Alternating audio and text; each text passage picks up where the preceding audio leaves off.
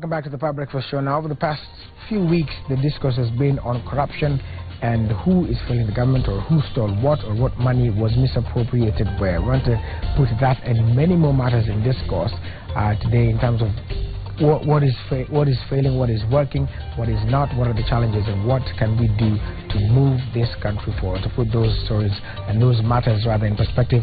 It's Joseph Manje, who is the Member of Parliament of Kajiado North. He is also joined today in studio by Kenneth Okoth, who is the MP for Kibra, and they will be speaking with one Mutegi Njau. Of course, if you want to get into that conversation, your views, comments, and questions, the SMS number is 22422. I'll say it again, 22422. And on Twitter, the hashtag to use is Power Breakfast. Mutegi. Welcome, gentlemen. Maybe we should start with you, Honorable Manji, because of you've not been here before, but this other gentleman has been here a number of times. This country has been in the media, international press, for this 1 week, all over the world, with bad press because of corruption. I don't know whether it's real or whether it was perceived. I don't know what your view is about the kind of publicity we're getting. Okay, thank you, Mutegi Njau.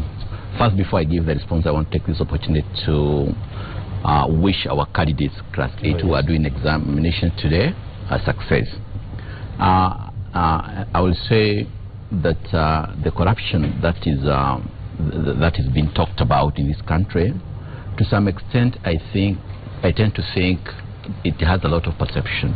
There is a lot of perception that the country is corrupt, to an extent that if you recall the report of the Auditor General, he was talking of about 67 billion has been misappropriated. Cannot be accounted for. Which cannot be accounted for. But when it comes to the evaluation, because I sit in the Public Accounts Committee, you will find that some of these were just a matter of reconciliation. Certain accounts were not reconciled with this one.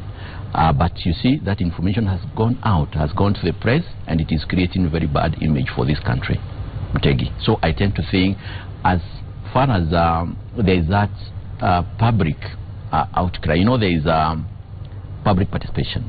I think also there is public participation without enough information. I wish they were to wait for the report of the Public Accounts Committee of Parliament, then they work on that one, because that one is more real and it has more facts than when it comes out from the raw data, like the one we got the other time. Are you casting aspersions to the performance of the Auditor General, that it doesn't do a good job? No, didn't do a good job. No, what I'm saying is not that he did not do a good job, but what he said was not lost in the actual sense. It was just a matter of reconciliation. There were no reconciliation that was done. Actually, what is happening, if we call the accounting officer, like we call a PS of a certain ministry, he comes with all the documents reconciled, and we found what the Auditor General was saying has been lost is not lost. What about when you go to counties? There are also reports about misappropriation in county. In fact, in Mount Kajiado, there was an issue there raised by the Auditor General. What do you say about that? Okay, in the county is slightly different, because when the county governments were given money, they had no structures at that particular time. Money was taken to the county, they did not have good structures, so this money ended up getting to the hands of people. It is the MCAs who are driving the projects, which is not correct. And actually, if you see the way money is tossed right and left in the counties, you will see why now the country does not have a lot of liquid, because the money has gone to the counties and is appropriated. Obviously, Honorable, you don't think the same?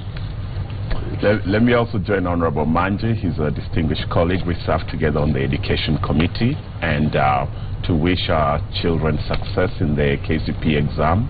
There's 900,000 children taking the KCP exam this year, including in my own constituency of Kibra. So I want to wish them success. And while we wish them success, I really mentioned that number of 900,000 because corruption matters in the lives of people. The fact that our constitution gives a right to basic education, and basic education is 12 years, class 1 to class 8, Form 1 to Form 4. the fact that we do not have completely free secondary day education. We don't have that guarantee that all these 900,000 children, Mutegi, in January and February, half of them will not have a secondary school to go to. Why? Because the government has not built secondary schools, has not hired teachers. A lot of money is being wasted in corruption or lack of priorities. So it all matters. So let me start by wishing our children success and, in a sense, just apologize that our government is asleep and has not created for you the secondary schools you need, has not hired the teachers you will need, and corruption is going to affect their lives. And education is a national, and we are not going to compare with other African countries. I'm a Kenyan leader and a Kenyan patriot. I work for Kenyan people. I don't work for other Africans. Let them go petition their governments. But for Kenyan children who have a right to education, as per our constitution, Mutegi, you and I would never be here if we didn't go to school. So let us not debate this academically. Let us put this as serious as anything else. Because uneducated children turn into very dangerous youth. The youth of this country are very hopeless now. The headlines they're seeing every day about corruption, whether my colleague Honorable Manje says it's a perception, misaccounting, the facts are not proper, the media is overplaying the stories, the opposition is politicizing. The fact is that these people in the country can see there's a small group benefiting, not through their effort but by looting government funds. And the huge population of young people who were promised in the Jubilee Manifesto 1 million jobs created per year. In the last 3 years, where are those jobs? We can't see them. So there is youth being left behind, and they're getting desperate, they're getting into crime. Police shoot you if they find you as a young person who has stolen a phone in Kibera. Police will shoot you. But millions are being stolen in ministries like devolution, hundreds of millions, and nobody is arrested. This is not new. There's nothing new. That is why, Jubilee promised us they would govern. They didn't promise us, because corruption is not new in Africa, we will perfect it and take it to the next level. Wameitoa ligi ndogo wakapeleka ligi so. That is what they have done. So let us say it is not new, it is not acceptable. Mutegi, are you happy that your taxes, you work very hard for Royal Media. At the end of the month, the government holds some of your taxes. A lot of it. And to corruption, are you happy to say this is not new? Your taxes will go higher. Now, this is a perception, because, as he explained, the Auditor General's report can be explained when the principal secretaries or cabinet secretaries summoned by the Public Accounts Committee. They can explain the bookkeeping. Where is the corruption? Where is everything? You've asked me a question. I have just come from Banjul, Gambia. Kenya is a member of the African Charter on People and Human Rights. And the African Commission on People and Human Rights just held its 57th session in Banjul, Gambia. We expected Attorney General Githu Muigai to come and present the Kenyans' human rights reports. He sent the Deputy Solicitor General, the Senior Deputy Solicitor General instead. In Banjul, Gambia, Kenya presented its reports and explained the reasons why we haven't given our people the right to housing, the right to education, access to clean water, 15% of our national budget being spent on healthcare, a commitment we made in something known as the Abuja Declaration, is because of corruption is one of our challenges. Terrorism. This is an official government position. Yes, I have just come back from Banjul. I sat in the room as the government position is presented. So your government cannot tell you one thing here in Kenya, everything is okay. On the other hand, they tell you the economy is okay, yet the same Treasury Secretary is writing to IMF for emergency spending and budget lines and credit. They cannot tell you corruption is not an issue here, yet at the International Commission, where we are accounting to other African countries on a treaty basis why we should enforce the rights of our people. Give credit why it's due. Did the president not say there is corruption? Did he not table in parliament names of people who are corrupt, and some of them suspended? Exactly, including 5 cabinet secretaries who were suspended. So yes, other cabinet. Why don't you give credit then? Mutegi Njau, let me take you back to your taxes. You pay taxes. Yes. Are you aware that your taxes are being used to pay full salaries and benefits to those cabinet secretaries who have been suspended over 6 months now? How do you feel about that? Does the president's word being enough for you? I am not happy about it. I think if you're suspending these people, fire them or bring them back if they've been exonerated. And by the way, let us have a consistency in standard. You know, I think the anti-corruption body, EFCC, should do its job much more rigorously, and we have to look at maybe restructuring it, because for the whole history of it, not just the current body, they have never caught any big fish.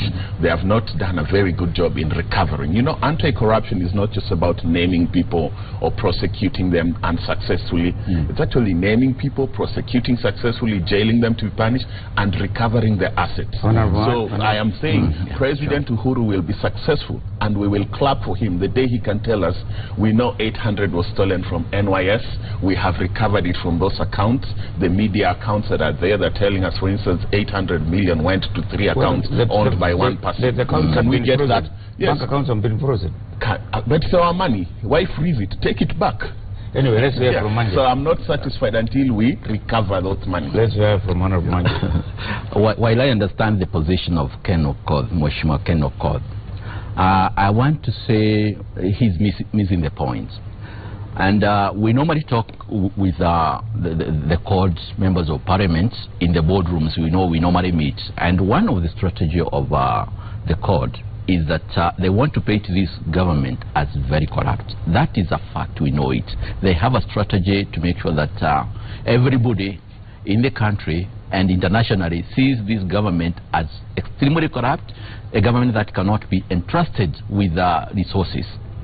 Having said that, and we know they have very good propaganda mechanism, using also the media to do that. I want to tell you, Mr. Mutegi, one thing, that we have a very good president who has zero tolerance to corruption. And even everybody in the country knows that at this particular time in life, we have the best possible president if we really help him. When he came to parliament to tell us the state of the nation, and when he talked of corruption and the way he is ready to fight corruption, I can tell you we stood 3 times. It's normally called standing ovation for the president.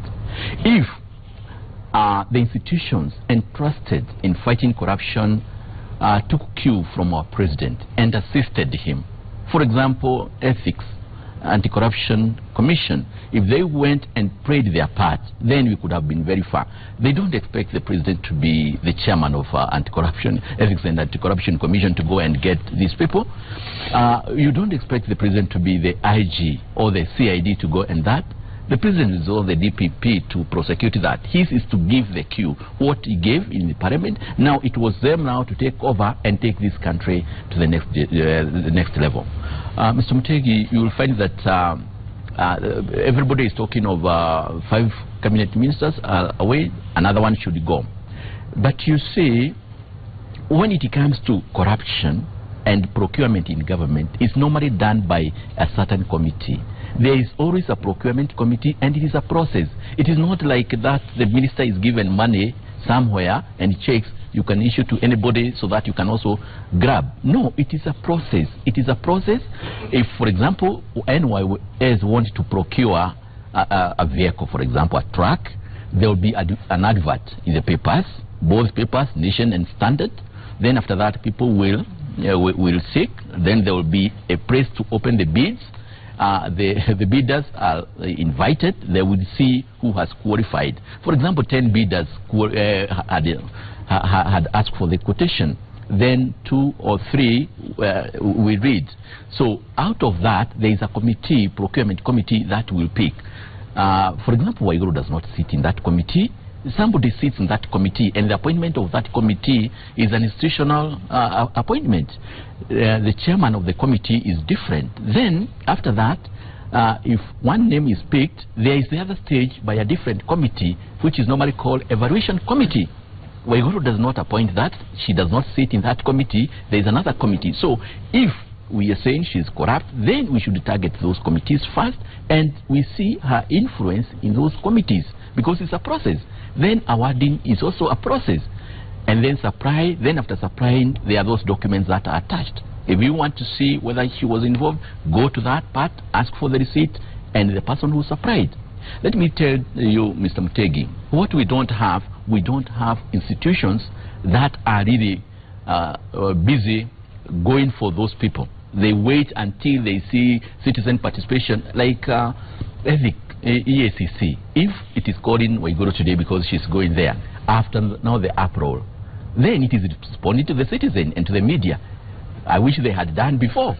This is this is the you know, I feel I sympathize with the Honorable Manje. This is a gentleman of high integrity. We work very well with him. That he's left to be the one who has to come here and defend Jubilee corruption and incompetence. You know, you mentioned the Auditor General. We just go back to that. The Auditor General is not a politician. Does not speak from just words at rallies and funerals, like many politicians. The Auditor General speaks with the numbers that you can challenge, and it's not just a perception, it's the reality. The issue that he has to fill here, I did not mention any cabinet secretary by name. That he has to choose one to defend tells you how much Jubilee feels the political pressure and liability of that one person he feels he has to defend. But he talked about, for instance, procurement procedures. Jubilee government in its manifesto said it would work for the economic inclusion of young people, women, people with disabilities and other marginalized groups. One of the good things... set money for that. No, they're very good PR. The reality is, 3 years down the road, where is the report card for Jubilee to tell us we have audited ourselves and this is the number of young businesses and women businesses that have got 30% of the tenders. You know, like if we're talking about tenders here, the tenderpreneurs who are well connected at the top are eating head over heels. They're eating. But the young people, show me which young people have got what tenders. How far are they moving along with them? You know, those are the types of things we talked about. Maybe you're not saying, maybe those in Kibera, because there's money. Actually from Kibra, you know, I'm also a very young person. Youth Enterprise Fund has just been embroiled in a scandal. The Jubilee have perfected the art of using the youth. It's like we call it in Sheng, in Tatu, when we talk about it. What about step on you to cross? What about kazi kwa vijana? No, my friend. That was written by Raila. Mutegi, let me talk to you about what I'm telling you first, and then I will answer that too. I'll answer that for you. But let me just make my point. Jubilee has perfected the art of stepping on the youth and using them with good rhetoric, getting on the other side and forgetting them completely. We've seen Youth Enterprise Fund. We can audit and say, show us how many loans you've given to how many young people across the country, not to 1 or 2 or 3 clusters of counties, across the whole country. What have you done? The corruption in that department has pretty much crippled the youth fund. When you come to, you know, young people, NYS, you talk about Kazi kwa Vijana. In Kibra now, for the last 8 weeks, the young people have been doing the Kazi kwa Vijana, you know, working on the ground, cleaning the things, which was a very noble idea to start with, have been jobless. They're sitting there, they're wondering when will it start. Why did the NYS project stop, which was supposed to be going on until 2017? Because of the corruption in the ministry, the money that has been lost. Nobody can debate that this is a perception that money was lost at NYS. It has been admitted by the CS, AACC, and people have been arrested. And the impact we are feeling, who has been arrested, when were they arraigned in court? You know, so I haven't seen those things. Maybe I live in a different Kenya, but I can tell you that corruption is hurting our people. The regular young person in Kibra, you know, you said that the Jubilee is doing youth empowerment. Show me which ones have benefited from these 30% tenders. You know, Mr. Muchegi, I think he's misleading the nation, because he has Uwezo Fund, unless he does not have. I have Uwezo Fund. Everybody has Uwezo Fund. Like me, I had about 200 groups benefiting. If you multiply 200 groups by 10, this is about 2,000 youths from my constituency, Kajiado North. And I can tell you this group is benefiting this from amount, and we are making a follow-up. Let me finish, because you are saying you want to mislead the country.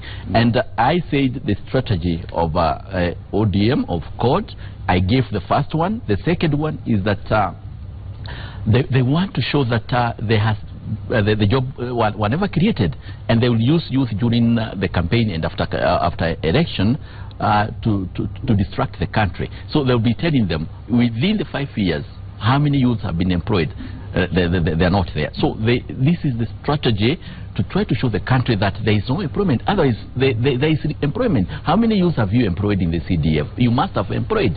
You are creating, unless you're not doing that. In my constituency, for the last 2.5 years, I have created 6 secondary schools, and I can mention them. Yes. They are there. I have done the same too. So you have done the same, yes. And we normally created them with the youth. They construct, the contractor employs those particular youths, and it is visible. They tell me, Mheshimiwa, at least we can see what you have done for the last 2.5 years. So imagine those at 2.5 years, and we have created 5 schools. I think the Honorable here has done his best to defend Jubilee, but the lines are very clear. I, as a member of Parliament, I am arguing that our young people should be getting major, serious tenders. You know, the 30% of government business. He is arguing that the young people, out of an economy of 1.8 trillion, let me repeat that, 1.8 trillion government budget expenditure in services and goods, the young people should be contented with the 6 billion which was leftover Uwezo Fund money that came from the last election, money for presidential runoff. So in 3 years, the Jubilee position is, you young people who are over 60% of the population, content yourself with the crumbs, 6 billion. Yet, the reality is even the budget of NYS. We raised it from 5 billion to 25 billion. So let us think about Kenyans in general. I am holding you accountable. If Jubilee did not want to be held accountable for the number of employment jobs they were going to create, you should not have made it your pledge. But as long as it was your pledge, 1 million jobs every year, you cannot go and revise your manifesto. It's on your website. Show us their million jobs. Don't ask me that MP for Kibra, how many jobs have you created through CDF? I can tell you that, but that does not satisfy the youth of this country. We want to know the presidency, the Ministry of Youth Affairs, Industrialization, Economic Policy. What have you done? Young people will never be employed in this country when we give them 100,000 only. 100,000 is enough in Nairobi, maybe to buy one boda and stay with change. When I give 100,000 Uwezo Fund to 10 boys or 15 boys in Kibra, I have helped them a bit, but I have not transformed their lives. When these young people go to a bank, which under Jubilee economic management is a complete failure, interest rates have gone from 13% to 25% to 27%. We have been promised a Christmas present from Santa Ruto, that by Christmas the economy will be fine. Young people cannot. Who is that? The deputy president has assured us, calm down, the economy will be fine by December. That means since October, November, September, October, November, a whole quarter of the year, we are tightening our belts, paying 27%. No bank is going to give a young person interest, and no profit will a young person make with 100,000 capital to go to a bank and get a little bit more loan at 27, 28, 29, 30%. So those are the types of things. The government lied to us that the Eurobond would help to ease borrowing here, and we will be left with the Kenyan market to borrow as private citizens, as young people who need capital. Now our young people in Kibra again, but I'm sure even in Kajiado, cannot step in the bank and convincingly get a loan because the rate is too high. Why is the rate too high? Because the government itself, which is telling us it is doing so well, if a government is doing so well, the interest rates, the bonds itself should sell for 3%, 4%, 5% yield. The fact that people are only lending to the government at 18% minimum tells you that people don't trust the government. It's at Shylock level, lending. The government is seen as such a weak, creditor and credit risk that people are saying we will only give the Kenyan government at very high yields. That is the type of level of rates that Shylocks charge. Let us ask ourselves, since when did our government become... Mr. Mutegi, let me explain to Mheshimiwa what went wrong. So something went wrong. Something went wrong. You admit finally something went wrong. Yes, true. Something went wrong. Tell me what it is. It is in the implementation of the Constitution. We know we are at a new dispensation. All right? We created 47 counties. All right?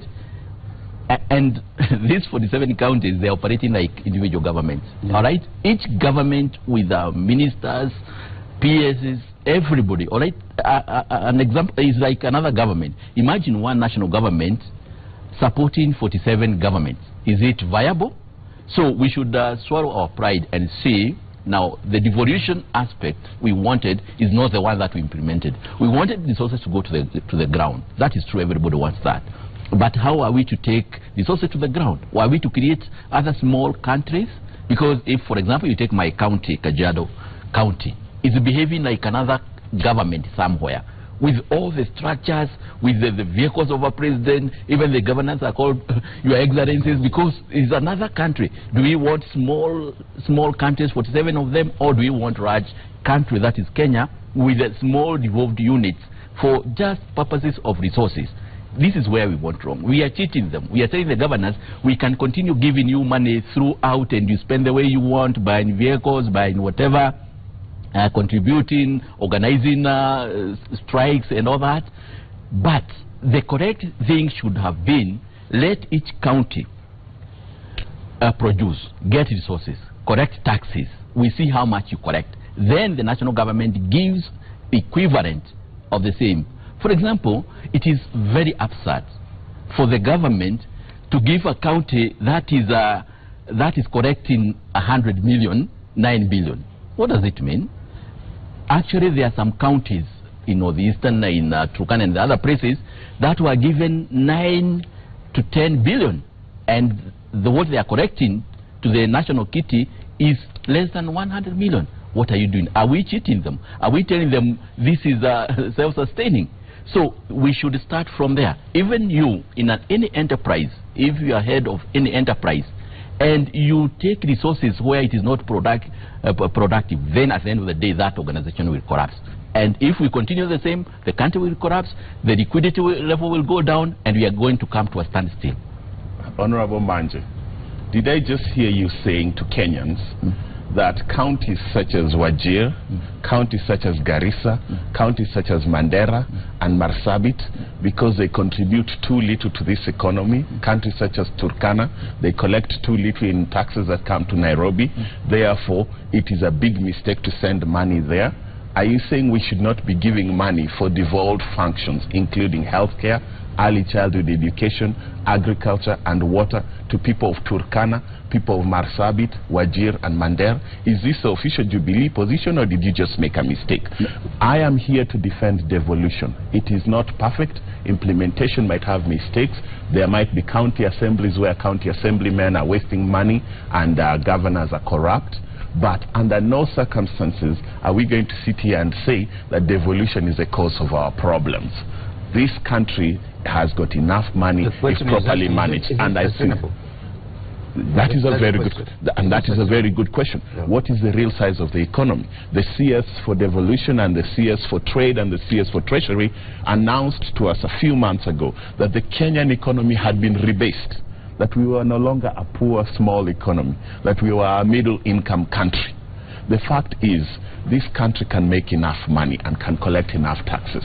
The other form of corruption that's happening now is tax evasion and collusion by not collecting enough taxes from corporates and from the higher people who are well connected. That is a problem. We can collect enough taxes from this country and use them properly. We will meet the needs of the people of this country. But I want to say, as a CORD MP, to the people of Garissa, Mandera, Wajir, Turkana, that you are Kenyans and you deserve to have a county government that is properly funded to the cost of every service it's supposed to provide to you, because you are Kenyan. You know, a person in Kibra who is poor and maybe doesn't have a job only pay taxes when they buy some things.